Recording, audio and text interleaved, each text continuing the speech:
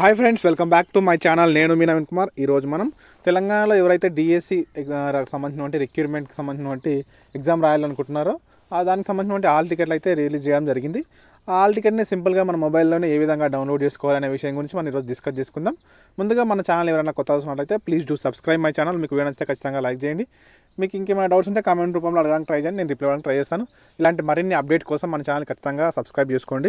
ఇప్పుడు మనం సింపుల్గా మీ మొబైల్లోనే హాల్ టికెట్లు ఏ విధంగా డౌన్లోడ్ చేసుకోవాలి కానీ ఇట్లాంటి ప్రాసెస్ ఎన్నో మన ఛానల్లో వీడియోస్ వస్తుంటాయి. ఇప్పుడైతే మనము డిఎస్సికి సంబంధించినటువంటి అందరికీ తెలుసు కదా, డిఎస్సి గురించి చాలా ఈగర్లీ వెయిటింగ్ చేస్తుంటారు చాలామంది. కాబట్టి దానికి సంబంధించిన హాల్ టికెట్లు అయితే మనకు రిలీజ్ చేయడం జరిగింది. కాబట్టి మీ ఎగ్జామినేషన్ సెంటర్ని చూసుకోవడానికి మనకు హాల్ టికెట్ ద్వారా మనం చూసుకోవచ్చు. కొన్ని ఇన్స్ట్రక్షన్స్ కూడా మనము హాల్ టికెట్లో మనకు మెన్షన్ చేస్తారు కాబట్టి వాటి గురించి అన్నిటి గురించి డిస్కస్ చేసుకుందాం. ఇప్పుడైతే మనం హాల్ టికెట్లు ఏ విధంగా మీ మొబైల్లోనే సింపుల్గా డౌన్లోడ్ చేసుకునే ప్రాసెస్ గురించి మనం తెలుసుకుందాం. ముందుగా మీ ఫోన్లో మీరు గూగుల్ క్రోమ్ అయితే ఓపెన్ చేయండి. గూగుల్ క్రోమ్ ఓపెన్ చేసిన తర్వాత మీరు సర్చ్ బార్లో TSDSC 2024 అని సర్చ్ చేయండి. TSDSC 2024 అని సర్చ్ చేసిన తర్వాత మనకి ఇక్కడ చూసుకున్నట్లయితే కిందికి స్క్రోల్ చేస్తే TSDSC అని ఒకటి ఆప్షన్ వస్తుందన్నమాట. ఇది ఉందా, ఈ లింక్ డిస్క్రిప్షన్లో ప్రొవైడ్ చేస్తాను. ఇప్పుడైతే మీరు ఈ లింక్ పైన క్లిక్ చేయాల్సి ఉంటుంది. డిఎస్సి అని క్లిక్ చేయగానే మనకి ఈ విధంగా అఫీషియల్ వెబ్సైట్ అయితే ఓపెన్ అవుతుంది. ఇక్కడ చూడండి, ఇక్కడ ఉంది కదా మనకి ఇక్కడ అఫీషియల్ వెబ్సైట్ అనమాట.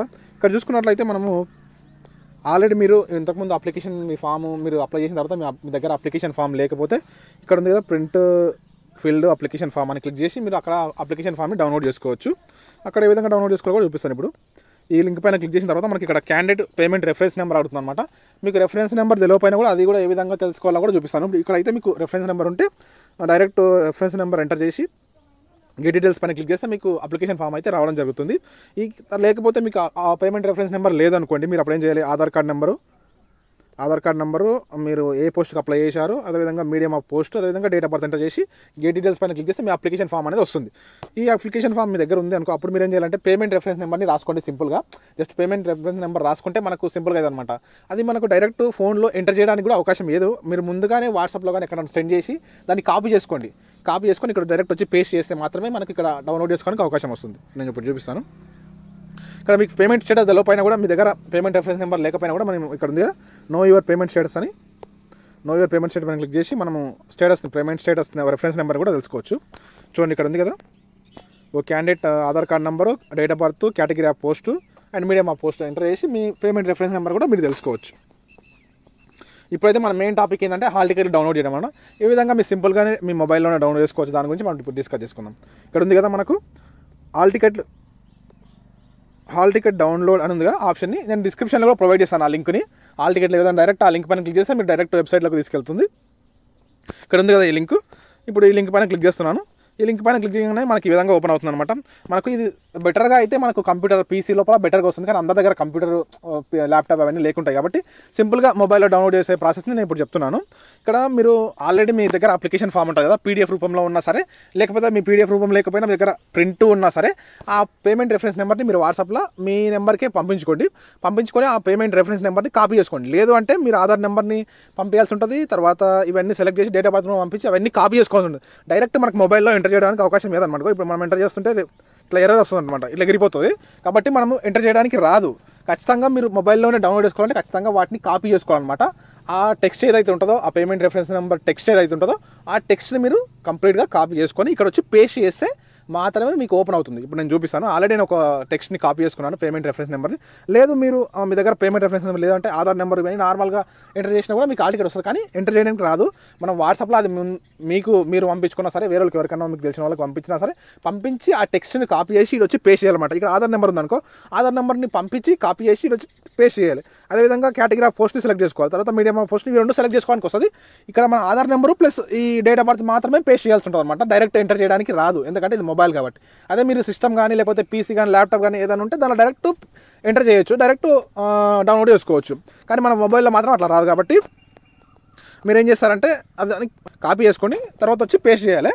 ఇక్కడ మీ పేమెంట్ రెఫరెన్స్ నెంబర్ ఉందా, దాన్ని కూడా కాపీ చేసుకోండి. మీరు వాట్సాప్లో ఎవరికైనా పంపించినా సరే ఆ టెక్స్ట్ని ఎంటర్ చేసి పంపించి దాన్ని కాపీ చేసుకోండి. లేకపోతే పంపించకుండా డైరెక్ట్ కాపీ చేసుకోండి. మీకు ఏ విధంగా అయినా సరే మీరు కాపీ చేసుకోండి. ఆ టెక్స్ట్ని మనం ఏదైతే ఇక్కడ ఎంటర్ చేయాలనుకుంటున్నామో ఆ టెక్స్ట్ని కాపీ చేసుకొని మాత్రమే పేస్ట్ చేస్తేనే మనకు ఓపెన్ అవుతుంది అనమాట. ఇక్కడ ఆ టెక్స్ట్ ఉంది కదా, ఆ టెక్స్ట్ని కాపీ చేయండి. కాపీ చేసి ఇక్కడ వచ్చి పేస్ట్ చేయండి. నేను ఒక టెక్స్ట్ని అయితే చూపిస్తాను. నేను పేమెంట్ రెఫరెన్స్ నెంబర్ ఎంచుకున్నాను, ఎందుకంటే ఇవన్నీ ఎంటర్ చేసే కంటే అదొకటి సింపుల్గా ఎంటర్ చేసి డైరెక్ట్ డౌన్లోడ్ చేసుకోవచ్చు. కాబట్టి ఇలా పేస్ట్ చేయాలన్నమాట. ఈ విధంగా పేస్ట్ చేసిన తర్వాత టెక్స్ట్ మొత్తం వస్తుంది కదా. తర్వాత మీరు ఏం చేయాలంటే ఇక్కడ ఉంది కదా గెట్ డీటెయిల్స్ అని ఉందా, గెట్ డీటెయిల్స్ పైన క్లిక్ చేస్తే మనకు హాల్ టికెట్ అనేది ఓపెన్ అవుతుంది. ఇప్పుడు నేను చూపిస్తాను చూడండి. గెట్ డీటెయిల్స్ పైన క్లిక్ చేశాను. క్లిక్ చేసిన తర్వాత మనకి ఇక్కడ చూస్తున్నట్లయితే హాల్ టికెట్ అనేది ఓపెన్ అవుతుంది. మీరు ఇక్కడ చూసుకున్నట్లయితే మనకు ఇక్కడ హాల్ టికెట్ చూడండి. హాల్ టికెట్ చూసుకున్నట్లయితే మనకి ఇక్కడ మీరు ఏ డిస్ట్రిక్ట్కి అప్లై చేసుకున్నారు పోస్ట్ అనేది, తర్వాత మీరు ఏ పోస్ట్ అప్లై చేశారు, అదేవిధంగా మీ మీడియం ఆఫ్ పోస్ట్ ఏ విధంగా, ఏ మీడియం, తెలుగు మీడియమా, ఇంగ్లీష్ మీడియమా, ఉర్దూ మీడియమా, ఏ మీడియమో అక్కడ హాల్ టికెట్లో పైన మెన్షన్ చేసి ఉంటుంది. ఇక్కడ పైన చూసుకున్నట్లయితే మనకి ఇక్కడ బార్కోడ్ పైన హాల్ టికెట్ నెంబర్ అయితే ఉంటుంది. జాగ్రత్తగా మీరు నోట్ చేసుకోండి, లేకపోతే ప్రింట్ తీసుకోండి, ఫర్దర్గా మనకి యూజ్ అవుతుంది. కాబట్టి ఇక్కడ మీకు రిజిస్ట్రేషన్ నెంబర్ కూడా ఉంటుంది, టీఆర్ నెంబర్. తర్వాత మనకి చూసినట్లయితే మీ అప్లికేషన్ నేము, తర్వాత father name, application mother name, తర్వాత date of birth, category, gender. ఇక్కడ కిందకి స్క్రోల్ చేసినట్లయితే మనకు అప్లికేషన్ అడ్రస్ కూడా వస్తుంది ఇక్కడ. తర్వాత మనకి ఇక్కడ చూసినట్లయితే మనకు మీకు ఏ టైం లోపల ఎగ్జామ్ అనేది కండక్ట్ చేస్తున్నారు, మనకు టైము, ఆ టైంని మనకు ఇక్కడ అడుగుతుంది అనమాట. అంటే మనకు టైం ఇక్కడ ఉంటుంది చూడండి. ఇక్కడ మీ ఎగ్జామ్ డేట్ టైం అనమాట. ఇది నేను కింద మార్క్ చేశాను కదా అది. అదేవిధంగా ఇక్కడ చూసుకున్నట్లయితే మనము ఎగ్జామినేషన్ సెంటర్ అనమాట. ఇది మన ఎగ్జామినేషన్ సెంటర్. ఎవరైతే క్యాండిడేట్ ఉన్నారో వాళ్ళకి సంబంధించిన ఎగ్జామినేషన్ సెంటర్. ఈ హాల్ టికెట్లో ఈ టైము, డేటు, ఎగ్జామినేషన్ సెంటర్ జాగ్రత్తగా చూసుకోండి. ఎందుకంటే ఒకరోజు ముందుగానే వెళ్ళడానికి ట్రై చేయండి. ఎందుకంటే మార్నింగ్ షిఫ్ట్ కొందరికి, మార్నింగ్ షిఫ్ట్ ఉన్న వాళ్ళకైతే ప్రాబ్లం అవుతుంది, కొంచెం దూరంగా ఉంటాయి కాబట్టి ఎగ్జామినేషన్ సెంటర్. కాబట్టి మీరు మార్నింగ్ సెషన్ వాళ్ళకైతే కొంచెం ముందుగానే వెళ్ళడానికి ట్రై చేయండి. ఇంకా మనం కొన్ని ఇన్స్ట్రక్షన్స్ చూసుకున్నట్లయితే క్యాండిడేట్కి సంబంధించిన ఇన్స్ట్రక్షన్స్ అనమాట. ఖచ్చితంగా మనం ఈ హాల్ టికెట్ అనేది మీరు డిఎస్సి అప్లికేషన్ లోపల ఏదైతే ఫిల్ చేశారో దాని ప్రకారంగానే ఈ హాల్ టికెట్ ఇష్యూ చేయడం జరిగిందనమాట. అదేవిధంగా ఇక్కడ చూసినట్లయితే candidate will be permitted into the examination hall from 7:30 AM. Morning session వాళ్ళకు 7:30 వాళ్ళకు, అంటే మార్నింగ్ సెషన్ వాళ్ళకేమో 7:30 నుంచి పర్మిట్ చేస్తారన్నమాట లోపలికి. అదేవిధంగా ఆఫ్టర్నూన్ సెషన్ వాళ్ళకైతే 12:30 నుంచి లోపలికి పర్మిట్ చేస్తారన్నమాట క్యాండిడేట్స్ని.